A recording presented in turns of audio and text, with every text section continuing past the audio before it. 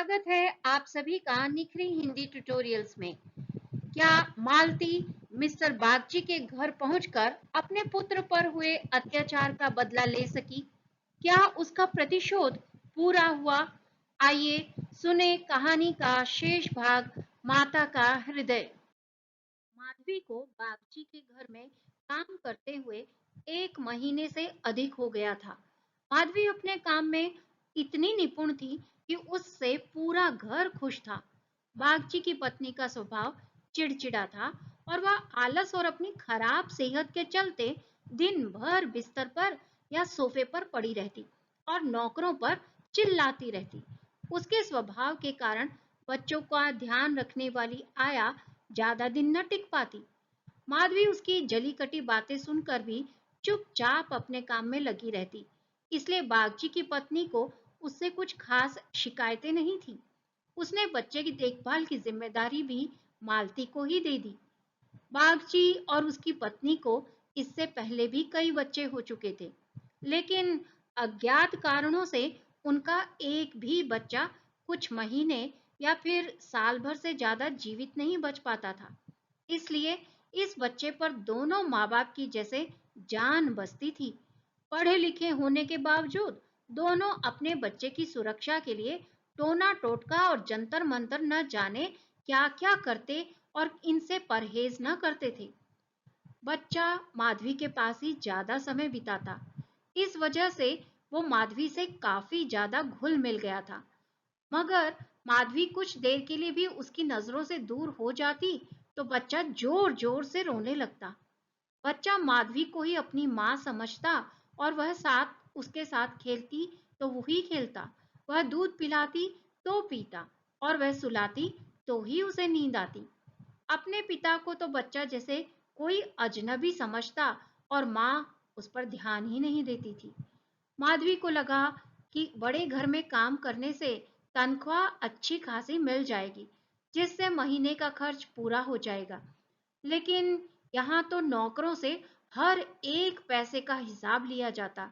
एक दिन बच्चे की गोद में उठाए माधवी ने मालकिन से कहा कि बच्चे के लिए कोई खिलौना गाड़ी मंगवा देती तो अच्छा होता। माधवी की बात सुनकर मिसेस बागची ने कुंठित स्वर में कहा, कहाँ से मंगवाऊं इसके लिए खिलौना गाड़ी? हाथ में रुपए भी तो होने चाहिए। इसका खिलौना 10-20 रुपए में आएगा और इतने रुपए कहाँ हैं हमारे पास? माधवी ने मिसेस बागची की ओर गौर से देखते हुए कहा, मालकिन खिलौना ही तो है। माधवी की बात सुनकर मिसेस बागची ने कहा, अब तुमसे क्या छुपाना। दरअसल तुम्हारे मालिक की पहली पत्नी से 5 बेटियां हैं जो इलाहाबाद के एक स्कूल में पढ़ रही हैं। पांचों कुंवारी हैं और उनकी पढ़ाई लिखाई और दूसरे खर्चों में इनका आधा वेतन चला जाता है। ऊपर से लड़कियों की शादी करवाने के लिए कम से कम 25,000 रुपए लगेंगे। अब कहाँ से लाएं इतने पैसे? मिसेस बागची की बातें सुनकर माधवी बोल पड़ी, मालिक को घूस भी तो मिलती होगी ना?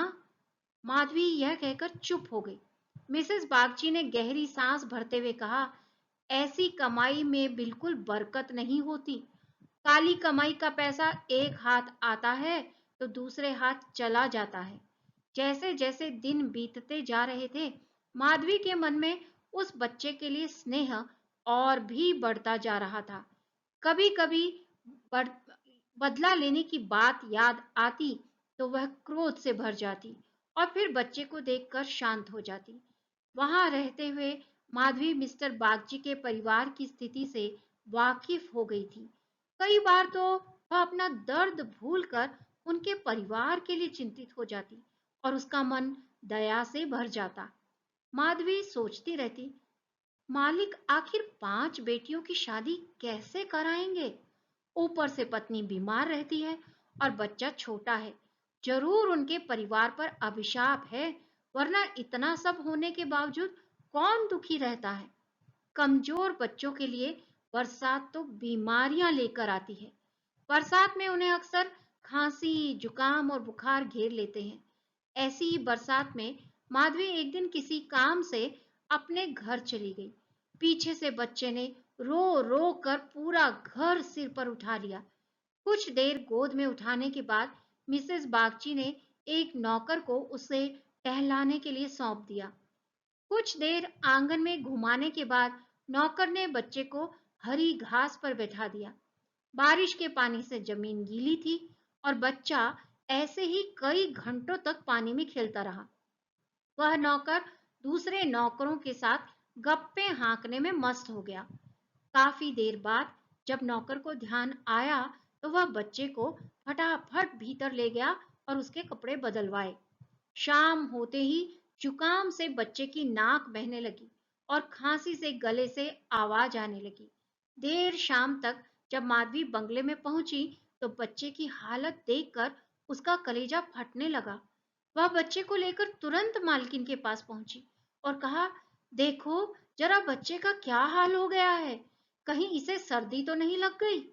बच्चे की हालत देखकर मालकिन भी हक्की बक्की रह गई, क्योंकि वह ऐसा मंजर पहले भी देख चुकी थी। मिसेस बागची ने तुरंत नौकरों से अलाव जलाने को कहा। मिसेस बागची और माधवी दोनों पूरी रात बच्चे को ठीक करने में जुटी रहीं। दोनों की आंखों से नींद जैसे कोसों दूर थी। ऐसे में सवेरा कब हो गया दोनों को पता भी न चला। मिस्टर बागची को जैसे ही बच्चे के बीमार होने की खबर मिली, वह डॉक्टर को लेकर सीधे घर पहुंचे। 3 दिन में बच्चे की हालत में सुधार आने लगा, लेकिन वह काफी कमजोर हो गया था। बच्चे का ख्याल रखने में माधवी ने दिन रात एक कर दिया। यह वही माधवी थी जो परिवार का सर्वनाश करने का संकल्प लिए उस घर में आई थी और आज उसी घर के चिराग की सलामती के लिए दिन में हजारों बार ईश्वर से दुआएं मांग रही थी। शायद माधवी की दुआओं का ही असर था कि बच्चे की सेहत में धीरे धीरे सुधार होने लगा। एक सुबह मिस्टर बागची बच्चे के झूले के पास बैठे हुए थे और मालकिन सिर दर्द के कारण चारपाई पर पसरी हुई थी। माधवी पास में ही बैठे बच्चे को लिए दूध गर्म कर रही थी। माधवी की ओर देखते हुए मिस्टर बागची ने कहा, हम जब तक जिएंगे तुम्हारे एहसान के तले दबे रहेंगे। यह तुम ही हो जो बच्चे को मौत के मुंह से खींच लाई, वरना हम तो उम्मीद ही हारने लगे थे। इतने में मिसेस बागची भी उठकर पास आ गई और माधवी से कहा, तुम एक देवी बनकर हमारे जीवन के कष्ट हरने के लिए आई हो। आज अगर तुम न होती तो पता नहीं क्या अनर्थ हो जाता। मेरी तुमसे एक विनती है। वैसे तो जीना मरना सब ऊपर वाले के हाथ में है, लेकिन तुम्हारे हाथ में जरूर संजीवनी है। मेरी तो किस्मत ही अभागी है। घर पर हो सकता है तुम्हारे पुण्यों से मेरे बच्चे की जान बच जाए। माधवी चुपचाप मिसेस बागची की बातें सुन रही थी। मिसेस बागची रुआसी आवाज में कहने लगी, सच कहती हूँ, अब तो बच्चे को गोद में उठाने तक से मुझे डर लगता है। तुम इसे आज से अपना ही बच्चा समझो और इसकी माँ बन जाओ। इसे भी तुमसे बहुत लगाव है। तुम इसे अपने साथ अपने घर ले जाओ और वहीं इसकी परवरिश करो। जब तक यह तुम्हारी गोद में रहेगा, हमें चिंता ना होगी। मिसेस बागची की बात सुनकर माधवी ने कहा, मालकिन क्यों ऐसे बुरे विचार मन में ला रही हो? बच्चे की हालत में सुधार हो रहा है और देखना, भगवान की इच्छा से सब कुशल मंगल होगा। इतने में मिस्टर बागची बोल पड़े, नहीं बूढ़ी माँ, मेरा दिमाग भले ही इन बातों को ढकोसला करार देता हो, लेकिन मन का एक कोना इस पर विश्वास करना चाहता है। मेरी अपनी माँ ने मुझे पैदा होते ही एक धोबिन को बेच दिया था, क्योंकि मुझसे पहले मेरे 3 बड़े भाइयों की मौत हो चुकी थी। इसलिए मेरी जान बचाने के लिए उन्हें जो उचित लगा उन्होंने किया। अब बारी हमारी है और हमसे जो बन पड़ेगा हम करेंगे। तुम इसे आज से अपना ही बेटा मानो और इसे साथ ले जाओ। हमें जब भी इससे मिलने का मन होगा चले आएंगे और खर्च की चिंता ना करना। इसकी पूरी परवरिश का खर्चा हम समय समय पर तुम्हें भेजते रहेंगे। मिस्टर बागची ने कहा, मैं जिस पेशे में हूँ मुझे न चाहते हुए भी कई कुकर्म करने पड़ते हैं। झूठी शहादतें बनाकर निर्दोषों को फंसाना पड़ता है।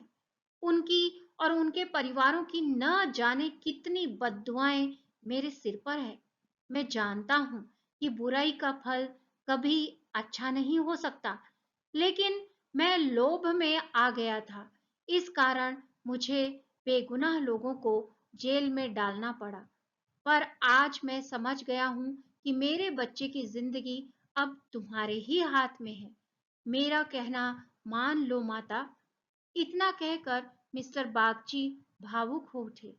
माधवी उनकी तरफ देखने लगी। मिसेस बागची ने कहा कि हमारा कहना मान लो माँ, हमारे बच्चे की जान अब तुम्हारे हाथ में है।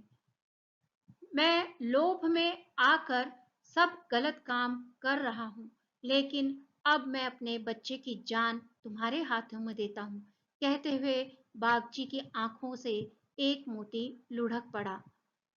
अंग्रेजों का जहां 100 खून भी माफ होते हैं, लेकिन हम हिंदुस्तानियों की गलती भी हमें भारी पड़ सकती है। इसलिए मेरी विनती है, हमारे बेटे को स्वीकार कर लो। माधवी को भी उस बच्चे से बेहद लगाव था, इसलिए वह खुशी खुशी मान गई। गदगद होते हुए माधवी ने कहा, आप दोनों की अगर यही इच्छा है तो मैं बच्चे को अपनाने के लिए तैयार हूँ। मुझसे जो बन पड़ेगा मैं करूंगी। मेरी भगवान से बस यही दुआ है कि हमारे बच्चे को वो अमर करे। थोड़ी देर बाद में बच्चा आराम से झूले में सो रहा था। चादर से उसका मुंह ढका हुआ था। माधवी ने दूध दूध गर्म कर बच्चे को पिलाने के लिए जैसे ही उसके मुंह से चादर को हटाया, उसके मुंह से जोर से चीख निकल गई। बच्चे का शरीर पूरी तरह ठंडा हो चुका था और चेहरा पीला पड़ा था। माधवी ने जल्दी से बच्चे को गोद में उठाकर सीने से चिपका लिया और जोर जोर से रोने लगी। बालक सभी को छोड़ भगवान के पास जा चुका था। दिन भर पूरे घर में मातम पसरा रहा और रोने की चीख पुकारों से जैसे पूरा घर भर गया। मिस्टर बागची और उसकी पत्नी का भी रो रो कर बुरा हाल था। माधवी, जो खुद बच्चे को खोने के दर्द से तड़प रही थी, उन दोनों को सांत्वना दे रही थी। माधवी उनसे कह रही थी, अगर उसके बस में होता तो अपने प्राण देकर भी बालक को बचा लेती, लेकिन ऐसा संभव नहीं है। माधवी जो अपना बदला लेने आई थी, ममता के बंधन में बंध स्वयं दुख लेकर जा रही थी। सच कहते हैं कि माँ का दिल दया का सागर होता है। माँ वह देवी है जिसकी निर्मलता को कोई भी मैला नहीं कर सकता। यह कहानी सीख देती है कि इंसान को कभी लालच नहीं करना चाहिए और न ही किसी को दुख देना चाहिए। माँ अपने बच्चे की तड़प नहीं देख सकती और बच्चे की ममता के आगे वह अपना सारा क्रोध भूल जाती है। इसीलिए यह सत्य है कि माँ की ममता का पूरी दुनिया में कोई मोल नहीं। ऐसे ही और वीडियोस पाने के लिए चैनल को सब्सक्राइब करें और वीडियो को लाइक शेयर जरूर करें।